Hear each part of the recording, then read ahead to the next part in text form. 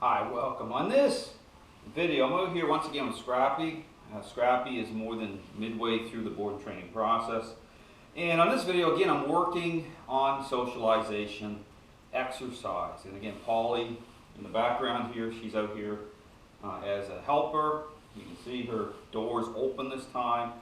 So again, I'm going to be increasing expectations, okay, with, again, getting Scrappy to accept Polly as a follower. Again, advocating the human, okay, being above both dogs, okay. But again, this is all about kind of reshuffling the deck. So understand, once you are experiencing behavioral issues, okay, dogs gain a level of control, this is all about rebuilding bridges, okay. So we talk about the issue about a process, about structure, about freedom, okay. What does that actually mean once the dogs gain control?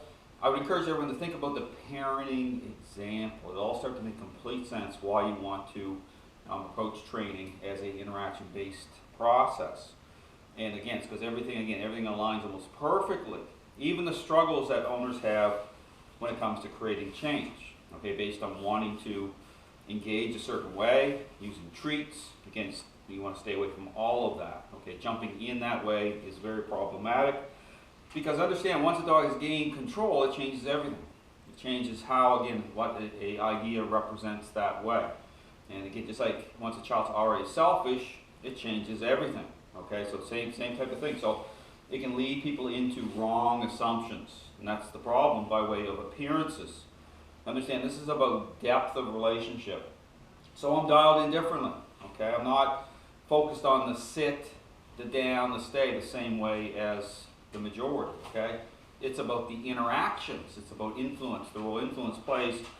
The positions will still happen, but they're different in the way that how it changes perceptions of dogs by way of, again, the focus on the interactions, okay, the role that they play, how they all connect to create change. Just like, again, interacting with a child as a parent in meaningful ways. Understand, it's the same type of thing. So here, again, I talked about this on Scrappy, is a extremely high caliber dog, okay? He's like the 1 percentile, okay? That's become more and more clear to me as this process has, moved forward, which is why it's important to have him here in the first place, because again, based on the system, this is the type of system that can help dogs like Scrappy, okay? Scrappy's just 6 months old, and unbelievable how much he wants to push with his mind. But again, understand this is a journey. So, through the 2-week board and train process, it's about laying a foundation, kind of like the cornerstone, and then just working from there. And again, Scrappy's owner has been coming here a lot, which is great during the 2 weeks, because he needs to, okay? I mean, understand this is really a kind of a unique situation, okay, based again on just how much control Scrappy has based on his need levels, understand, but it still circles back to us. Advocate. Now here, I'm going to start moving here with Scrappy. I'm going to be, again, dialing in, okay? I'm paying attention to how he's trying to, his mind is moving. Again, based on the reaction levels, okay? Understand, a younger dog, high level of need, you'll see the dog's mind pulling in, it's physiological, and you see that type of choking and craziness, okay? You see dogs doing that, maybe thinking, oh, this, must be the collar, and then it's empathy, right? And then you're caught in this trap you can't get out of. So here's the thing, there is some accommodation, there's a way around this. Understand there's a way around this while still creating change. And that's just be intentional, slowing it down, okay? With having Scrappy work through this. But understand, when I say work through this, I'm not giving him control back. That's very important. Working through means I'm still in control. I'm just being more intentional, slowing this down, okay? In terms of, how I'm, dialed in, how influence is happening, okay, how I'm moving certain ways. So there's a way around this that can help accommodate and kind of lower down those reactions. So here I'm going to start moving with him. Polly's out, I'm going to encourage her to come outside the crate a little bit. More so, again, I have my chair out when I sit down, and the idea here, again, is I want Scrappy to relax, okay? Again, when you look at a position, understand people are so focused just on, say, the down, but they don't actually look at or connect dots with the dog's state of mind, okay? You want relaxation, okay? You want that dog to take a deep breath and just let it go, okay? That's what you should be going for, not just a position that way. That's, again, it's appearance-based. doing that. Don't do that, okay? Interaction based. So here I'm going to start moving here with Scrappy. Again, moving with him, slow it down. Again, you know, I don't want, again, I'm trying to avoid any sort of high reaction here. So I'm just taking my time, tapping a little bit as I'm slowing down here. Again, moving, always right there. See, I'm angling it here, still angling it. Be careful when you touch the dog too. No petting, no rubbing with your hands, nothing like that, okay? This needs to be really clean. So saying it, moving.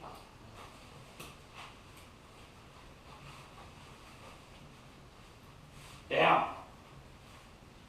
Very assertive with my voice. I'm nudging the leash just a little bit.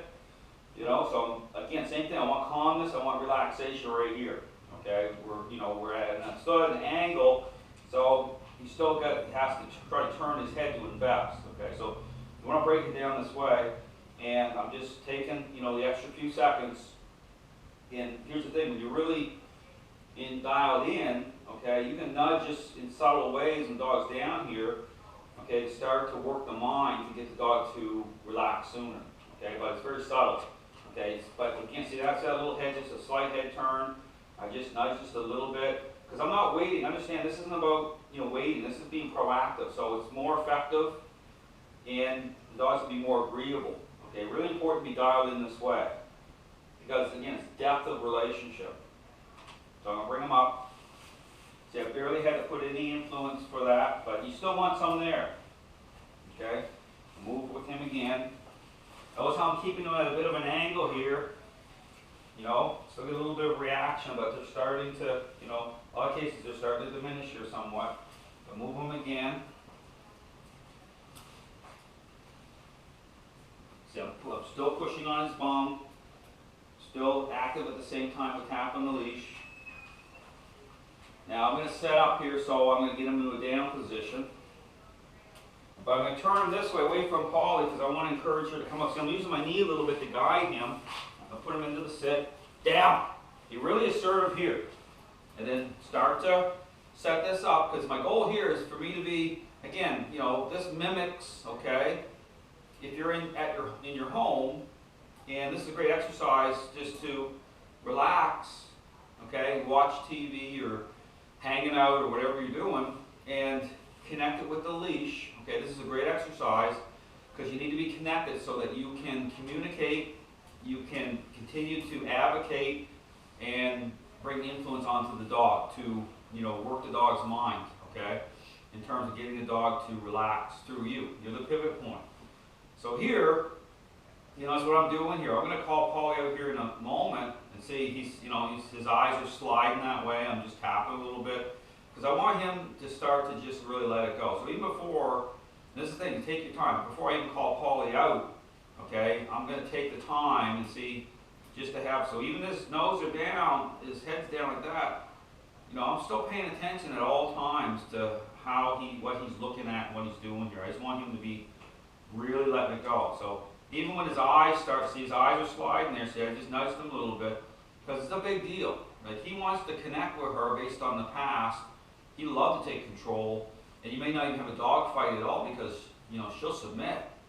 Right? And that's the deceptive thing. When you have two dogs together, understand that, when you have the dog fight happening, you're already way beyond what you even think it is. It's way, so when you don't even have a dog fight, it's already bad.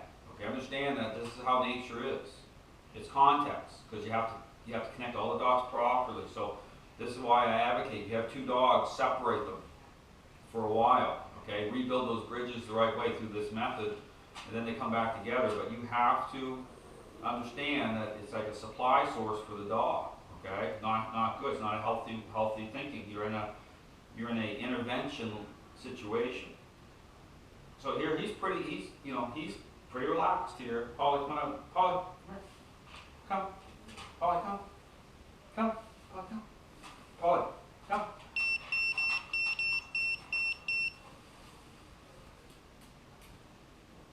So I'm just tapping here. Tapping. Going over that beeping was, that's me. I have my remote in my pocket. I leaned on it a little bit and activated just the beeping sound. So I was like, what's that beeping? Same thing here. See, I'm just tapped a little bit.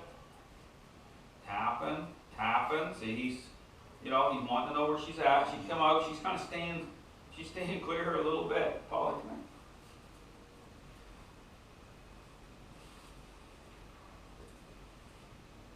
So I'm going to give her a little petting. So you ever, experience jealousy with dogs, right?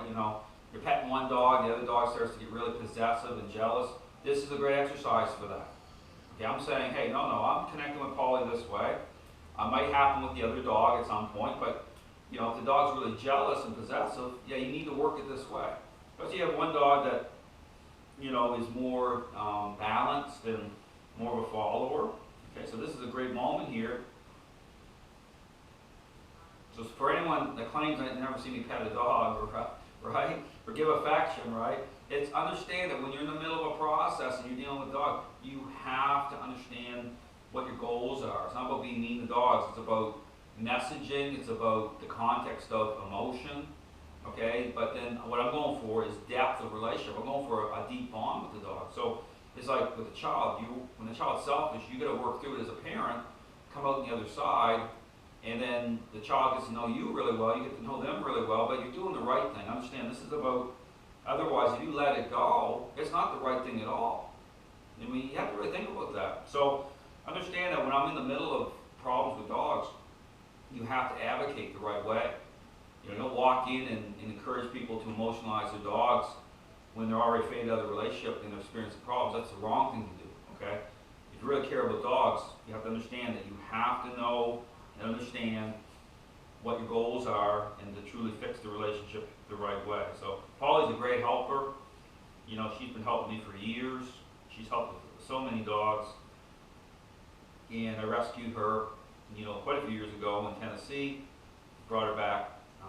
Now we're in Florida. And she continues to come out. You see her in lots of videos helping. So she's a pet, okay? She's a family dog. And, she comes out here. She helps me. And she's great that way. So anyway, this is the exercise you have to do. Again, even as I'm petting Polly, I have full control. I'm not, see right here, I just tapped a little bit.